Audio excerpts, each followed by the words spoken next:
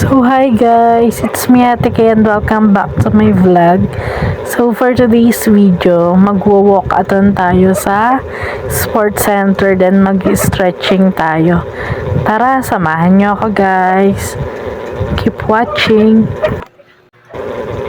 Ano ba yan? Bakit blurred? So outfit check muna tayo guys. So yan, all black ang Ate Kay nyo para mukhang mapayat tingnan. So yun, fast forward muna tayo. Papunta akong kanto, then sumakay ako ng jeep, then nakarating na rin ako sa bayan. Ayan, walk-athon naman tayo sa bayan. So papunta na ako sa sports center dyan. Kita nyo naman yung view. Sorry, binilisan ko lang. Kasi nga, alam pong tamad manood ang mga Pinoy. Kaya ganon. So, mabilisan na lang ganon. So tapos, gusto ko kasi original yung audio ko, kaya nag-voice over na lang ako. Kahit hindi naman ako marunong mag-voice over, 'di ba? So ayan, nandito tayo sa Big Clock. Patawid na ako dyan. Tapos, nakatawid na ako, ayan. Punta na ako sa loob mismo ng sports center. Then mamaya, may kita nyo ako kung paano ginawa ko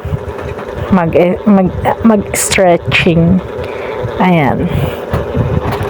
1, 2, 3, 4, 5, 6, 7, 8, 8, 7, 6, 5, 4, 3, 2, 1, 8. So, ayan. Ano bang voice over to? Anong pinaggagawa ko sa buhay ko? So, basta, nag-stretching muna ako bago ako mag-walking. Kasi nga, gusto ko lang, bakit ba? Para hindi naman sumakit yung katawan ko. So, yan, ang taba ko talaga, guys. Sorry na. Kaya nga nagbabawas na ng timbang eh. So, yan yung mga pinagagawa kong stretching, di ba? So, comment nyo na lang, guys, kung natuwa ba kayo sa video o na bad trip kayo sa voice over ko. So yan, nag-walking na ako sa oval ng sports center. Comment na lang kayo